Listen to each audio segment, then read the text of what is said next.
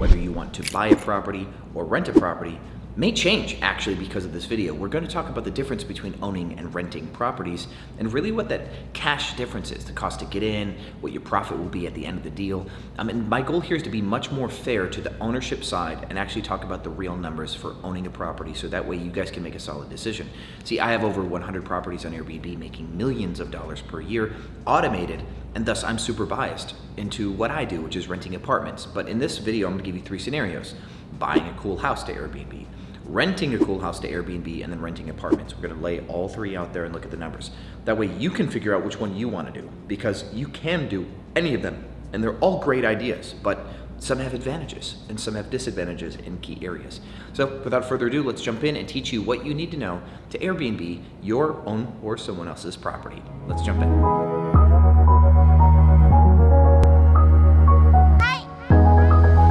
Welcome back, Airbnb family. We're going to start with the math of owning properties, but first let's catch you up on some basics. Airbnb is a platform where you can rent out a property to someone who's wanting to stay a very short period of time. It's not exclusively short. We have people on Airbnb who do rent multi-month, almost like a tenant, but the main difference though is what it takes to get into a property to live there is very simple. You just sign up for Airbnb, make a membership, you pay ahead of time for like your first month to stay there or your first 3 days, however long you're booking for. You make an agreement with someone who has a house or an apartment or a place to stay, and they allow you to stay because you booked on Airbnb. It's a peer-to-peer software where people who are traveling or want to live somewhere can find someone who has a property to stay in. Properties are most commonly furnished and have all bills paid, like electricity, stuff like that. So it's just, you show up with your luggage and drop your luggage in your home. That's really what makes Airbnb so special, is it's essentially allowing homeowners to compete with hotels, or people who just operate on the Airbnb platform to compete with hotels, and makes anybody an instant furnished property landlord, even corporate housing you could call it. So that's what the Airbnb platform does now. It initially was designed just for people to put air mattresses in their living rooms, so people who were staying at conventions in San Francisco would have a place to sleep. The idea was like really low level, but the vision just kind of exploded once the potential was like realized. So Airbnb is much different than it was originally intended, and now it's got over 6 million listings on the platform. It's kind of wild. So that's what Airbnb is. Now, you can buy a property, own it, and rent it out on Airbnb, and you will make more money per property if you own it.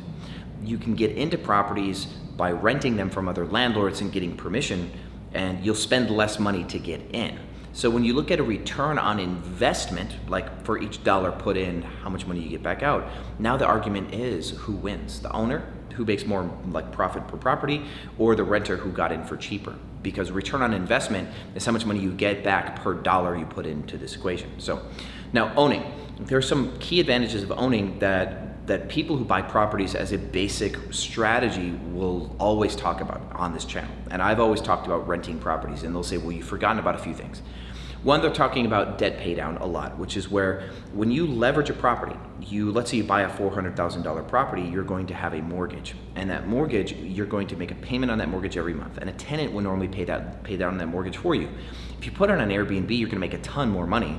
So you're naturally also going to be paying down your mortgage with your Airbnb cash, and you're just gonna have a lot more cash on top of it, but you're still getting the debt pay down side, which when somebody who rents a property picks up a property, they're paying the rent, they keep $0 of that money, they only keep this stuff on top, right? So landlords will go, hey, debt pay down is a big factor. Now this does make sense in down markets where people aren't making any money on Airbnb, like there's not a lot of profit. If you ended up in a scenario like that, owning the property is great because all that money that a renter would have paid and then ultimately just did maybe slightly better than break even on Airbnb, well, then the owner would have made their debt pay down at least. So homeowners are more protected with debt pay down, paying down their mortgage, because they're making money sooner than somebody who rents. So there's that. Also, there's appreciation on a house. See, homes increase in value. They just always have. And if you look at charts why like millennials and Generation Z, why they're not buying property right now, it's because the amount of money it takes to buy a property now, like time to money labor-wise, is so much higher than it was back when boomers were buying properties when they were younger. So homes are just worth more money than they were before, and will continue that trend, we believe, at a rate of say 3.5 to 3.8% per year on average. That's the average rate of appreciation. So if you own a piece of property, even if there's nobody in it paying you any money, that property will go up almost 4% per year in value. Making 4% on your invested capital is great.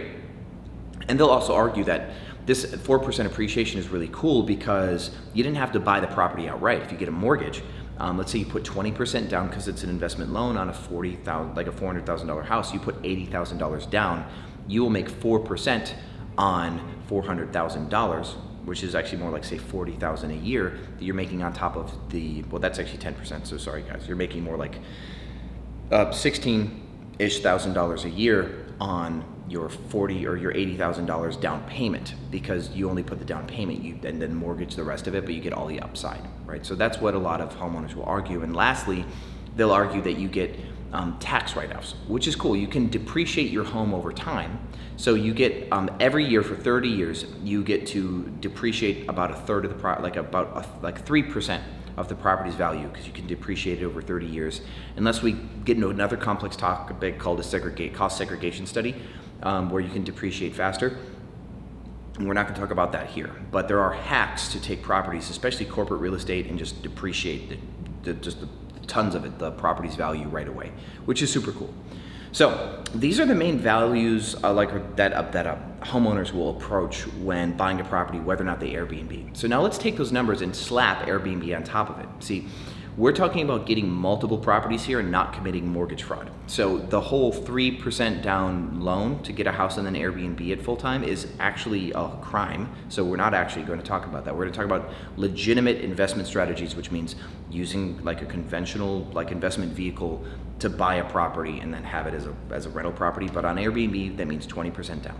So 20% down loan on a $400,000 house is $80,000. And in Dallas, property that size, because we're looking at properties that could maybe make $12,000 or $15,000 a month on Airbnb. In Dallas, that'll roughly be a $400,000 house. In like key areas, 4-bedroom houses is probably what we're looking for. So that 4-bedroom house that can sleep enough people to make $15,000 a month will cost you $80,000 to get into, plus you're going to pay about $20,000 in furniture because of the size of the house. So you're going to be in for $100,000 on the home in order to have a house that can like print $15,000 a month in revenue, and then you're going to be paying your mortgage off and stuff like that. Now, looking at publicly available data on the average cost of a mortgage and the average appreciation on properties, what we find here is that a mortgage, you'll keep about 38 or 40% of all the money you ever pay in the mortgage over 30 years. And we're gonna use this to average this out, because honestly, the first few years that you pay a mortgage off, you're getting almost no debt pay down, like the first few years. But it's really unfair to homeowners because over 30 years, the back end gets really, really juicy and you get a lot of debt pay down at the end, okay? So what I'm going to do is I'm going to do this average, because if we did this on like literal amortization math, like debt pay down on the first 3 years of a property is almost negligible. But if we just factor in, let's say what your mortgage is, and you get to keep 40% of your average mortgage payment for 30 years as debt pay down, then that's like a fair flat number. This is actually a handicap to the owners. I know I'm being unfair in a way by giving them a blue sky scenario that's not actually true. So your mortgage will get you, if you get 40% of whatever your mortgage payment is on this $400,000 house, you got a $320,000 mortgage. You're actually going to keep about $7,500 per year in debt pay down. If you keep that like 40-ish%, you're going to keep $7,500 a year in debt pay down. But then on appreciation, on the appreciation side on a house that's worth $400,000, you're going to get about $16,000 a year in appreciation. So now you're making $23,000, $24,000 just to own the home. That's debt pay down if somebody pays your mortgage for you, and that is your appreciation 4%-ish per year. Cool, $23,000. So for $100,000, you've got $23,000 flat, plus whatever else you can make on Airbnb. And so let's say that house does $150,000 your first year on Airbnb. Super cool. Of course, you invested $20,000 into furniture and stuff like that, but we're not going to really look at that. We're just going to look at all that stuff as not getting it back out of the business. So you're going to pay a mortgage that is probably somewhere $2,000-ish per month, maybe just over $2,000-ish per month, right? So we've got to deduct that, which makes your net on that makes you about $125,000 a year. Plus, you're going to have cleaning costs every month. Let's say your cleaning costs are about $1,500 a month, so that's another $15,018. So you're at 108, 107, $107,000 per year, plus utilities. Let's say your average utility bill is $400 per month, electric, gas, stuff like that. So it's another 5,000-ish. So you're at 102,000 minus say $2,000 a month in supplies. So you actually are at netting $100,000 on your 150. But then let's add your $23,000 in profit from debt pay down and appreciation. So for that one house that does $150,000 a year, you are now making about $125,000 a year net profit. That's actually pretty damn good on a house. Why would you not buy a house to Airbnb, right? So with that said, if you get an FHA loan with very little money down on a sick, cool house, and then you wait a year and then put it on Airbnb, you can do that legally. That's fine. You just have to wait a year before you turn it into investment property full time. So there is a little loop there. So if you want to do my way and then buy properties with FHAs, live in it for a year, and then slowly keep adding properties with very little down payments to your portfolio, that's something to look at. But we're also not talking about that on this video. So now let's look at renting that same property. The cost to rent a property like this, let's say your rent payment is $3,000 a month for this property, where the mortgage payment was say like just over $2,000, right? So that rent at $3,000 a month, and it makes $150,000 a year. Cost to get in. Sorry guys, getting ahead of myself already. So you're gonna pay first month's, last month's, and security deposit. Let's look at it like that. That's normal. I typically get this negotiated down still. That's a different story, but for a average Joe, you're gonna spend $9,000 in rent and security deposit to get in, and then the same $20,000 in furniture. So it's gonna cost you $29,000 to get into the property instead of $100,000. Now, you make that same $150,000 a year, but you've gotta deduct all the same costs. So that $150,000 that you made, you're gonna deduct your rents. So you're deducting 36, now you're down to 114. Had like that $1,500 a month in cleaning, that's 18. So now you're at 96,000 in profit. Same utilities, which was like $7,000, you're at 89, and then cost of supplies, you're at 87. So you've made $87,000 net on this instead of the 126 net is what the owner makes. So we compare that, the owner made, what is that, like 40-ish thousand dollars more? So the owner made 50% more on the property, but their cost to get in, and see that includes their debt pay down and their appreciation, right? That's their all the way in stuff. Now, the owner, he paid or she paid $100,000 to get into that property, and they made $40,000 more, right? Where the other person put $30,000 in, and they made they made 80. So now let's just take the same scenario and make it so they invested equal amounts of money. The owner who bought one for 100, the person who rents spending 29 to get in can pick up 3 and have invested $87,000. That's as close as we can get without going over.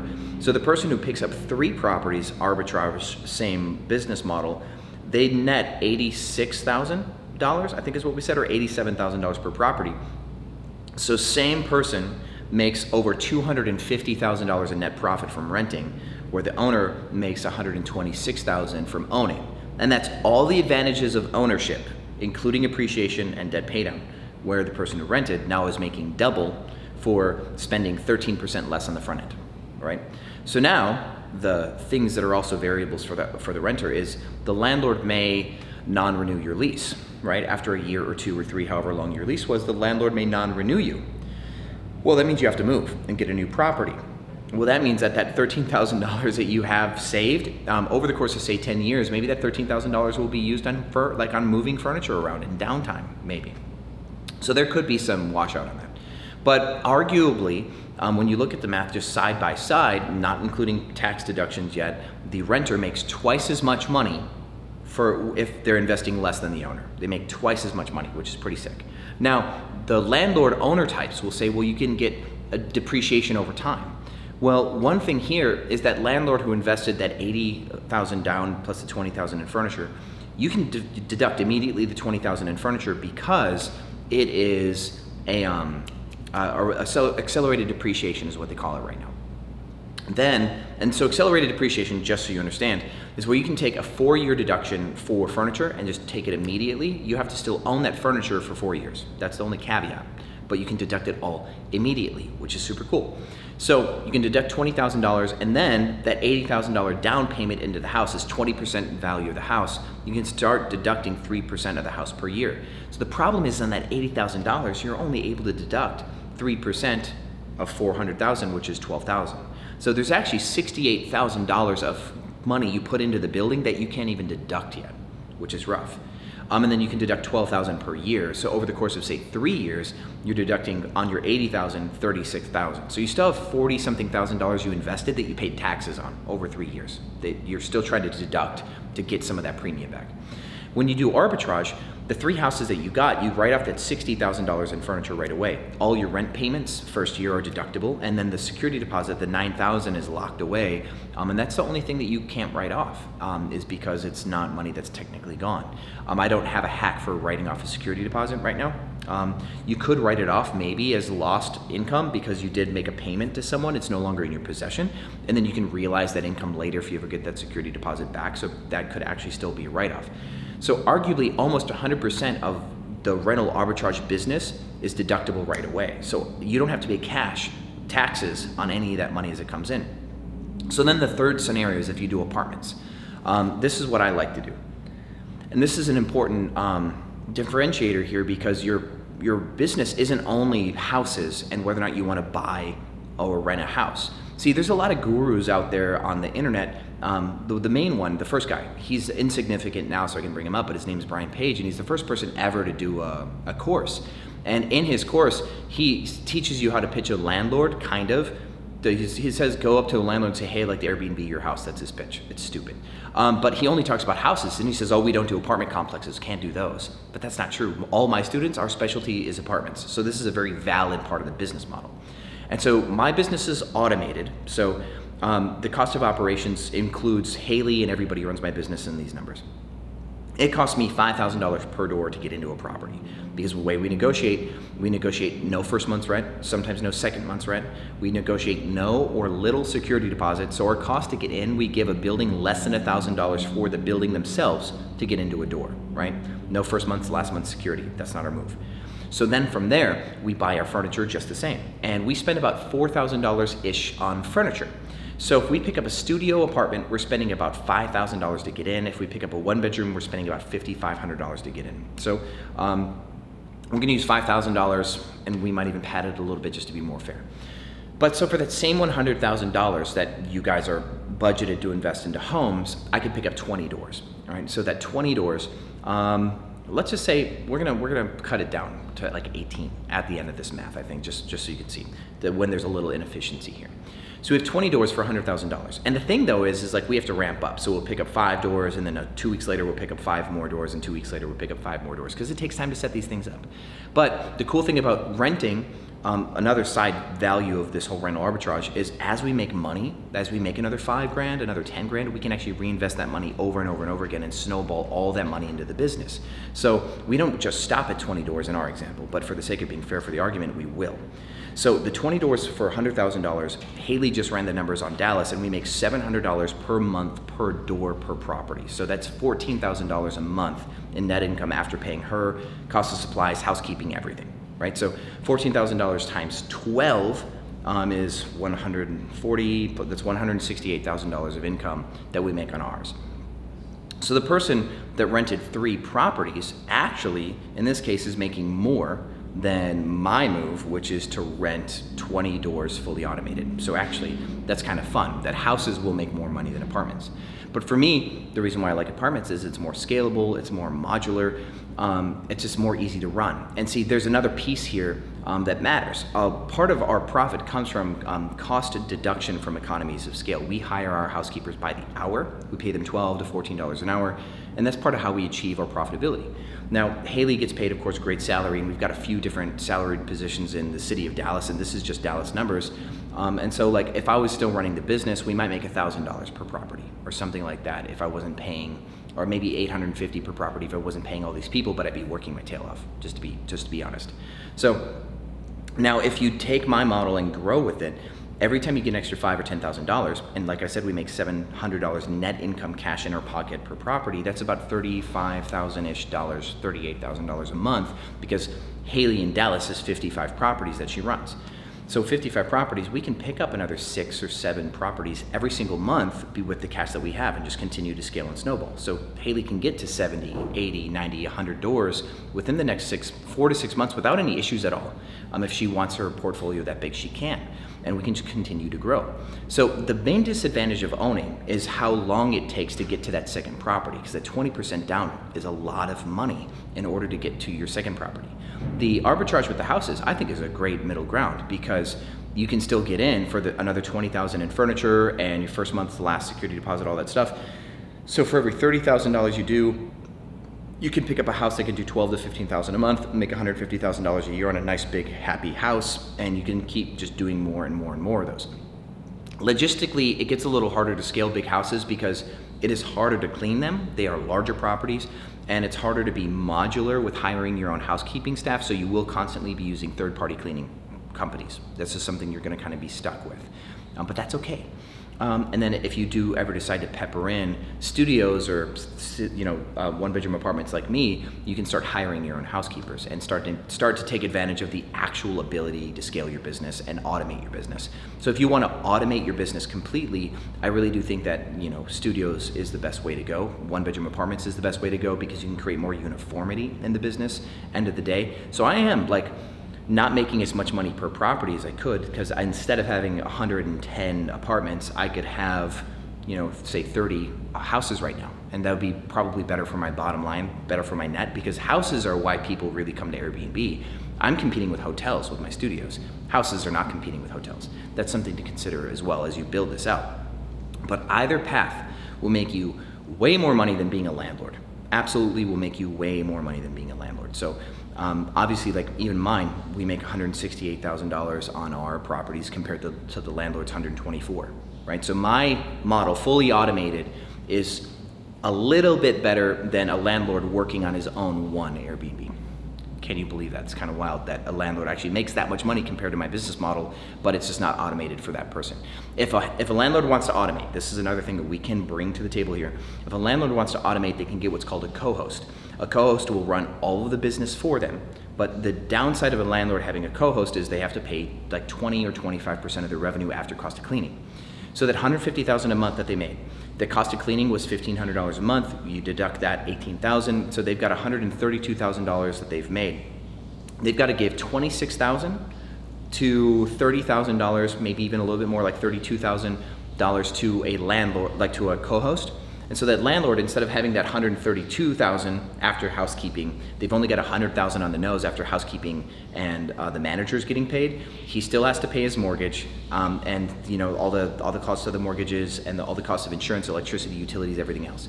So now that landlord, if they hire a co-host, actually makes just as much, if not slightly less, than the arbitrage person. So if a landlord wants to automate a house on Airbnb and they pay a co-host, they will make less money than if you, an arbitrage person, if that's who you become, picked up their own property and ran it for yourself. You'd make more money running it for yourself, but of course you're still doing the business. You can eventually still scale it, but landlords co-hosting a property is the worst way to Airbnb. Landlords doing it themselves is the second. No, it's still the third best way, because dollar for dollar arbitrage beats in any other scenario, and that includes debt pay down and appreciation. If you have comments, feedback, any arguments you want to make in this, if you have outlandish scenarios where properties have made just insane amounts of money and it's better for the owner, I'd like to hear about it. Because this, of course, is a video designed to allow people to decide what is the best path. And I just can't find an argument where owning beats being an arbitrage person. In my opinion, it's the best way to go.